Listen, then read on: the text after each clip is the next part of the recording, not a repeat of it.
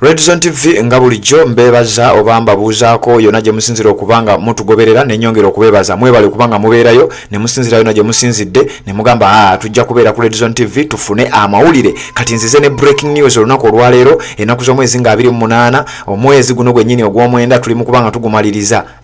omwaka 2023 amawulire genzize nago gesaagadde kubanga ogasubwa gwe munnanga atugoberera ku mutimbagano gwaffe guno era nnyongera okusaba atanaba kubanga osubscribinga kikole okirira wansi olabe ekigambo subscribe kinyigeeko o subscribinge ku channel ya feno obirenga tomisinga nsonga yonna nga bwentera okugamba nti ojja kubeera omu ku abo abanasooka ng'okumanya singa Red Zone TV enaabe ine ensonga yonna gyetaddeyo kakati olunaku olwaleero tukeeredde ku mawulire ag'essanyu eri abo mwenna abakkiriza mu nkyukakyuka amawulire ag'essanyu eri abo abakkiriza mu Robert Kyagulanyi Ssentamu ng'omukulembeze waabwe naye ate okusinga amawulire ga ssanyu eri abakkiririza oba abawagizi ba Honorable Zaake Butebi ate era mu ngeri y'enjawulo gana mawulire ga ssanyu nnyo eri abantu b'Emityana mu kye bayita Mityana Municipality Honorable Zaake Butebi gy'akiikirira mu Parliament eno y'e11 kati njagala nkuzeeko emabega nga sinaba kubanga nkutwala mu breaking news eno zaali ng'ennaku z'omwezi 10 gwali mwezi gwa kusatu omwaka 2022 ababaka ba Parliament baatula 161 Parliament ey'abantu 1529 baatula ababaka 161 ne bawanika emikono ne baleete omu n'aleeta ekiteeso nti Zaake okusinziira ku mbeera gy'ateekawo okusinziira ku pressure gy'ateeka ku Museveni okusinziira ku pressure gy'ateekawo ng'abanja abasibe aba NUP nze mbadde nteesa Zaake tumugobe mu Parliament ye n'ateekawo embeera oba n'ateekawo ensonga nti Zaake empisa ze si za mubaka wa Parliament wano mu Parliament twagalawo basajja bali mu masuuti twagalawo basajja bali jento twagalawo basajja bakakkamu nga tebakuba mmeeza ekiteeso ekyo omukyala eyali alabikira ku face nga ajjudde feeling eyali alabikira ku face nga ajjudde obukyayi eyali alabikira ku face nga ajjudde obusungu eyali akubiriza Parliament yamanyiddwa nga Anita Amongo n'alagira ababaka 161 nti kati njagala kulonda mulonde abagamba nti Zaake tumugjeewo ku bwa Parliamentary Commissioner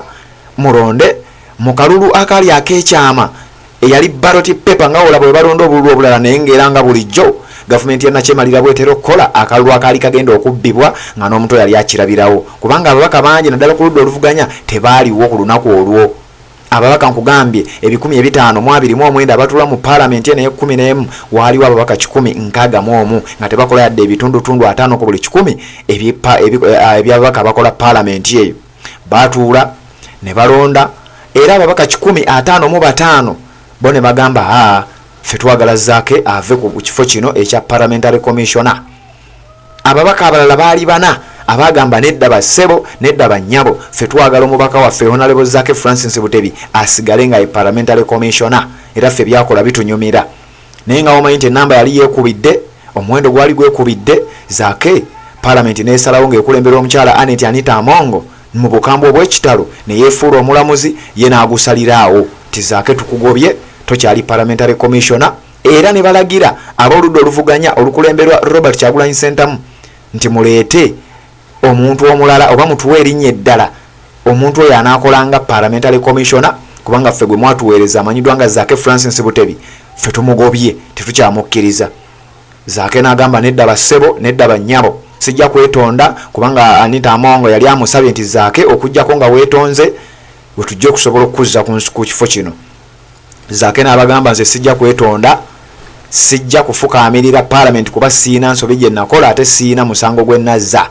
Zaake n'aguguba era bw'atyo n'ateetonda wabula n'agenda mu kooti ejulirwamu neyeekubira endulu n'agamba bassebo ne bannyabo mukyala Anita Amongo atudde ne babaka banne ne bangoba ku kifo ky'obwa Parliamentary Commissioner ekintu ekitakkiriziddwa bw'atyo Zaake nga twakamala akalulu ka 2021 abakulu mu kibiina ekya National Unity Platform baamulonda bwe baali balonda obukiiko mu Parliament ne bamulonda okubeera nga Parliamentary Commissioner mu Parliament eno y'e11 ekintu ekitaasanyusa abasajja abali mu NRM naddala Speaker akubiriza Parliament eyandibadde ali neutral ekintu ekitaabasanyusa yadde eddakiika n'emu kubanga Zaake ebintu bya zaakola bingi ng'ate abantu ba bulijjo obaolyawo bye baagala Zaake yakuba emmeeza mu Parliament ng'ayagala abaana ba NUP abaana ba People Power abaana abawagira Robert Kyagulanyi Ssentamu bateebwe babaka banne baagaana omwegattako ekyo kye kimu ku bantu bye baayita obutali okubeera nti talina mpisa Zaake ye muntu yomu twabalaba wali ekololo we bali balonda speaker Zaake yekyanga mu maaso ga president n'amugamba sebo gwe musajja gwatuddawo twagala otuwa abantu baffe be wawamba teri mubaka wa parliament yali akikoze teri mubaka wa parliament ayinza kikola wabula Zaake Francis Butebi omusajja akiikirira Mityana municipality yavaayo mu maaso ga Museveni n'amukanulira eriiso n'amugamba gwe sebo njagala otuwa abantu baffe be wawamba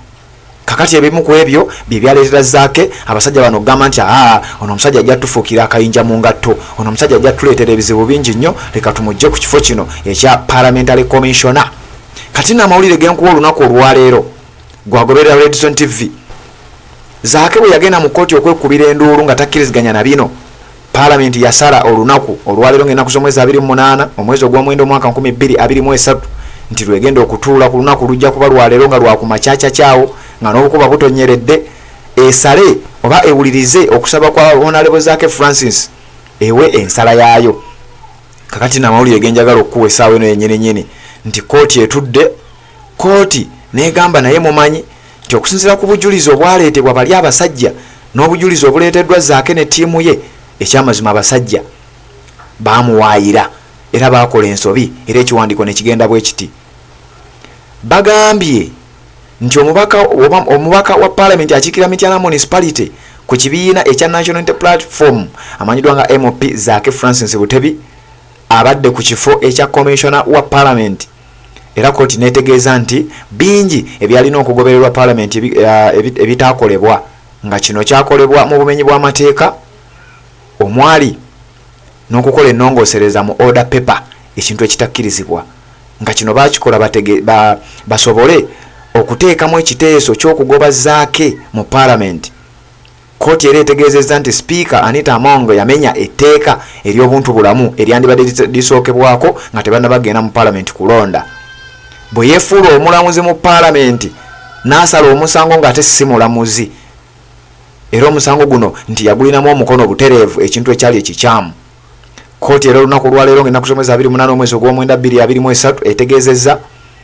nti kyali kikyamu parliament okuyisa ekiteeso ekigoba Honorable Zaake Francis Butebi nga tebasoose kutunuulira omuwendo ogw'ababaka mu parliament abaali bakiise ku lunaku olwo jjukira nkugambye parliament etuulamu ababaka 529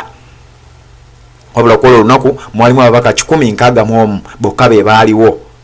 era ng'ennamba yali yeekubidde kitegeeza okusalawo kuno baali tebasobola kukola kubanga percentage yali tetuuse kakati nno agavudde mu kkooti ejulirwamu essaawa eno yennyini gatulaga